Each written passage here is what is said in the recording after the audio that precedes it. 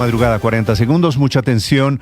Hoy, 6 de noviembre, ha sido reelegido Donald Trump como presidente de los Estados Unidos. Acaba de pasar el umbral de los 270 delegados electorales con la entrega del resultado en Michigan, que es el resultado de hace algunos minutos. El mapa norteamericano es rojo. Donald Trump está llegando a 277 votos electorales, más de los de 170 que era el mínimo. Kamala Harris, totalmente desinflada, apenas llegó a 224 votos electorales. Tal como está el mapa electoral en este momento en Estados Unidos y otros por definir, Trump va a sacar más de 300 delegados electorales. Aún faltan los resultados de Arizona, Nevada y Wisconsin, estados teñidos de rojo por la proyección electoral del momento. Es decir, no hubo ninguna elección apretada como pronosticaban las encuestas, algunos analistas, proyecciones de las grandes cadenas de televisión que no vieron venir el fenómeno de Trump. Tan arrollador es el triunfo de esta madrugada que ya dio el discurso de la victoria desde Palm Beach, en Florida, en Estados Unidos, acompañado de Melania, de su hijo, hablando ante su multitud, prometiendo que va a sanar el país, que va a arreglar las fronteras, una clara alusión a la mano dura que anunció durante su campaña. Fue la gran promesa de que va a haber deportaciones masivas. Nosotros, colombianos, tenemos que alistarnos porque, por supuesto, muchos de los deportados van a ser latinoamericanos. Donald Trump es nuevamente presidente de los Estados Unidos, el número 47, pero además su partido, el Partido Republicano, se queda con las mayorías en el Congreso, tanto en Senado como en Cámara. En Senado, por cuenta de un colombiano, Bernie Moreno, 57 años, el hermano de Luis Alberto Moreno, que fue precandidato presidencial en Colombia, que fue presidente del BID y ministro. Este Bernie Moreno es su hermano menor, que le arrebata una silla a un demócrata en el Senado en Ohio, se hace con la mayoría, gana Ohio y por cuenta de esa silla los republicanos llegan a 51 de las 51 de las 100 curules que tiene el Senado norteamericano. Así que un colombiano le da la victoria también a los republicanos en Estados Unidos. Bienvenidos de Carambola. También es un colombiano el juez que juzga a Donald Trump. Todavía tiene causas pendientes. Trump es el primer presidente convicto, condenado en la historia norteamericana. Y está celebrando desde esta madrugada muy ruidosamente su partido, el Partido Republicano, totalmente desvanecida. La candidata Kamala Harris, que no aparece desde la medianoche, fue finalmente la gran derrotada. No llegó al evento en Washington, en donde la estaban esperando sus copartidarios. Al final le dijeron a la gente que se fuera a la casa y que hoy miércoles, en algún momento, seguramente en segundos, va a ser el discurso de la derrota y va a ser la llamada a Trump, reconociendo muy rápidamente su triunfo. El mundo comienza a felicitar a Donald Trump, lo felicita Volodymyr Zelensky, el presidente de Ucrania, diciendo que ojalá su triunfo llegue y sirva para la paz. Desde Israel lo felicita el primer ministro Netanyahu, dice que la victoria de Trump es el mayor regreso de la historia. A Trump lo felicitan esta mañana Emmanuel Macron, el presidente de Francia, y en América ha sido el primero el presidente Bukele de El Salvador, es decir, la derecha felicitándolo, lleno de emoción. La izquierda totalmente callada. En Colombia no dice nada, ni una palabra, ni el presidente Petro, ni la Cancillería colombiana. El presidente Petro, que indirectamente también es uno de los grandes derrotados porque se había metido en trinos y en sus visitas a Nueva York recientes, hace apenas algunas semanas, a criticar a Trump. Y esas críticas y esos desacuerdos y esas diferencias seguramente se pagarán ahora que Trump regresa a la Casa Blanca.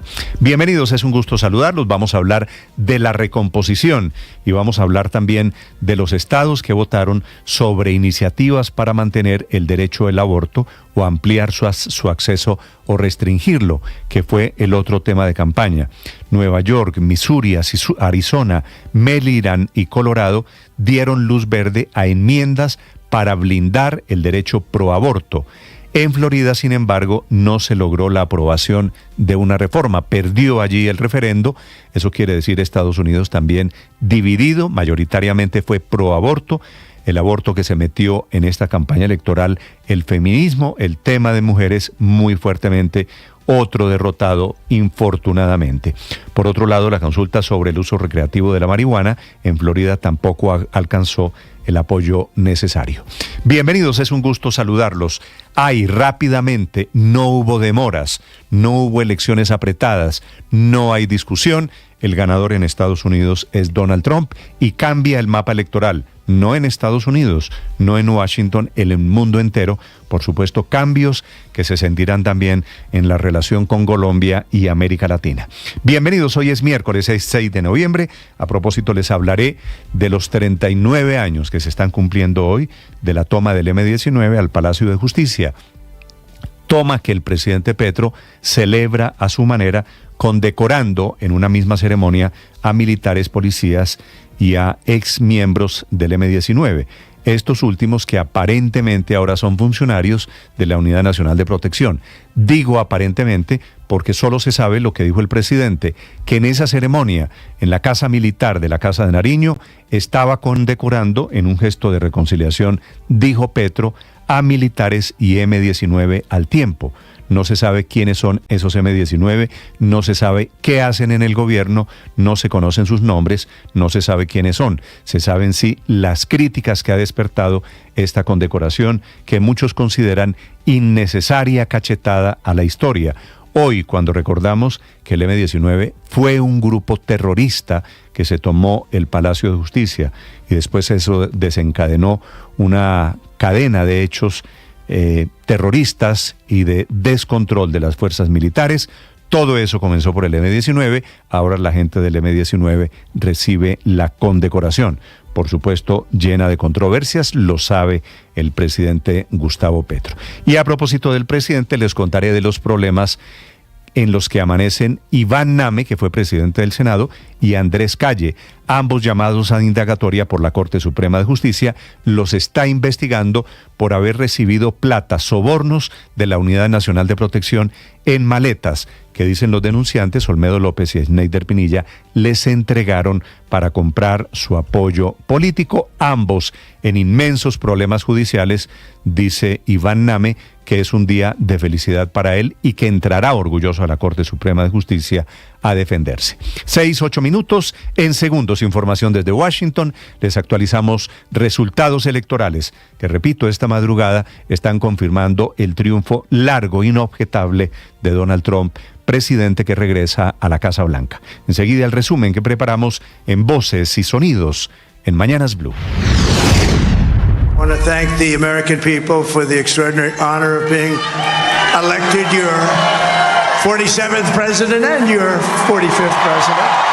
Donald Trump, con 277 delegados del colegio electoral, luego de quedarse con el estado de Michigan, que acaba de ser anunciado, es nuevamente presidente número 47 de los Estados Unidos. Every single day I will be fighting for you, and with every breath in my body. Acompañado de su esposa Melania y sus hijos y gran parte del personal de campaña, Donald Trump fue recibido por cientos de seguidores en el centro de convenciones del condado de Palm Beach, en la ciudad de West Palm Beach. This will truly be the golden age of America. That's what we have to have. Entre los pilares de su discurso estuvo reducir impuestos, cerrar fronteras y fortalecer a las fuerzas militares.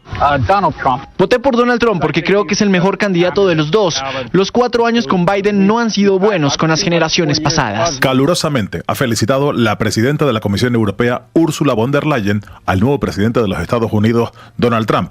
Individualmente, los principales líderes del continente como Olaf Scholz, Keir Starmer o Emmanuel Macron han reivindicado la relación especial con sus respectivos países. Por último, Volodymyr Zelensky, consciente que la ayuda de Washington va a reducirse con Donald Trump, le ha pedido al nuevo líder estadounidense ayuda para acercarse a una paz justa en Ucrania. We have taken back control of the Senate. Wow, that's good. En estas elecciones, el Partido Republicano se aseguró el control del Senado de Estados Unidos con al menos 51 escaños. La ventaja conservadora en la Cámara Alta permite avanzar en su agenda, que incluye recortes de impuestos, reformas migratorias y la confirmación de jueces. Por ahora hay silencio en la campaña demócrata de Kamala Harris, que en las últimas horas canceló el discurso ante sus seguidores. El bogotano Bernie Moreno, de 57 años, ganó un puesto en el Senado por Ohio, en Estados Unidos.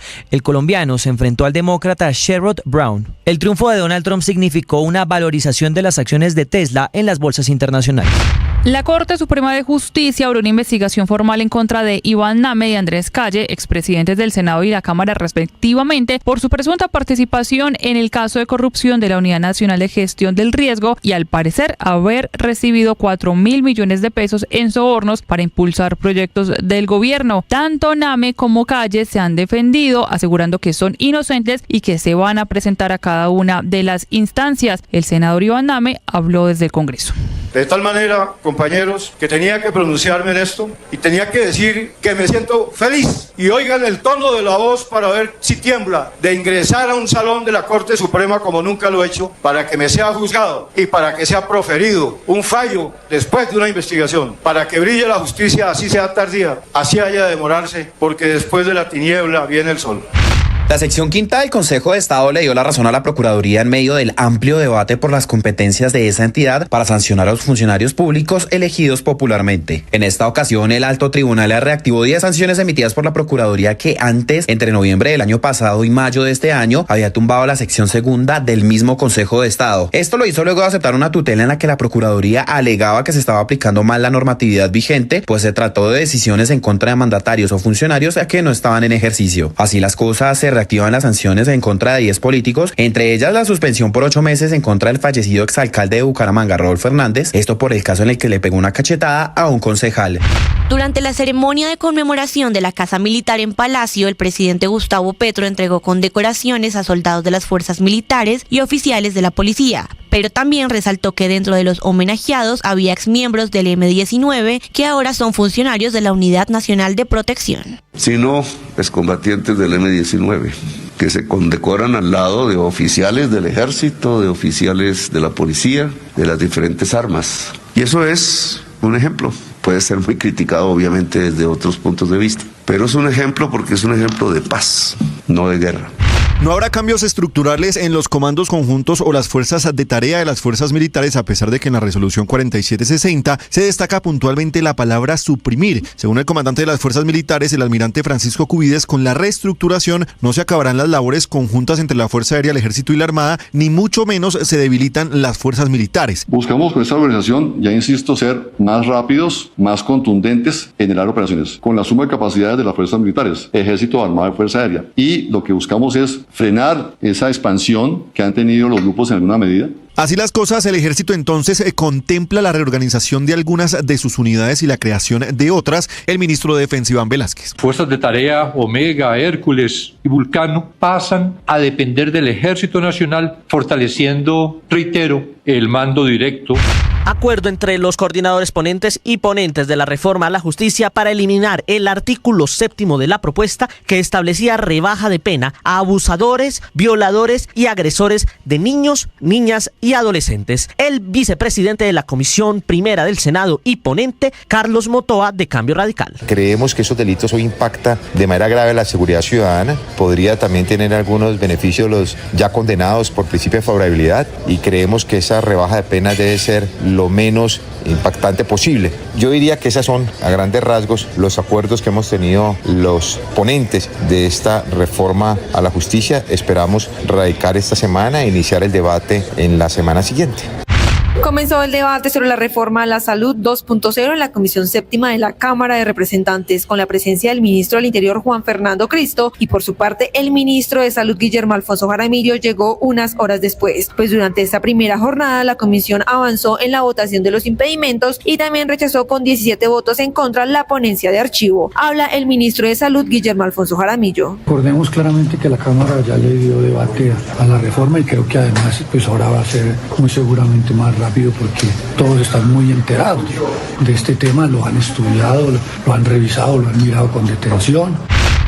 El carro se volteó, el arroyo se creció. Gracias a Dios estamos bien, pudimos salir y recoger algunas cosas, los chivos se llevan. El huracán Rafael alcanzó la categoría 1 con vientos más fuertes, según informó el Centro Nacional de Huracanes. Se espera que en las próximas horas llegue a las islas Caimán y Cuba. Se mantiene la alerta de aviso en La Guajira, en el área insular, es decir, archipiélago de San Andrés, Providencia y Santa Catalina, y en la zona central del Caribe colombiano, debido a la probabilidad de precipitaciones locales. Miles de personas personas salieron a las calles en las últimas horas en Israel a protestar por la decisión del primer ministro Benjamín Netanyahu de destituir a su ministro de Defensa Yoav Gallant. Dice Netanyahu que lo destituye por serias diferencias en la campaña militar de Israel en Gaza y en el Líbano. Los manifestantes, en cambio, dicen que Gallant era el único miembro del gabinete israelí que se preocupaba por los rehenes.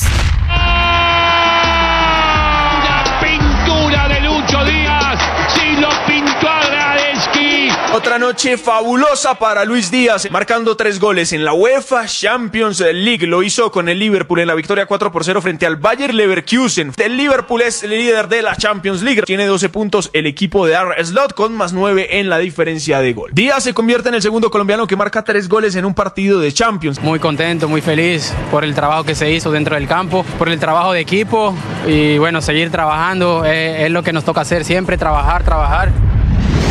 Estás escuchando Blue Radio. Escanea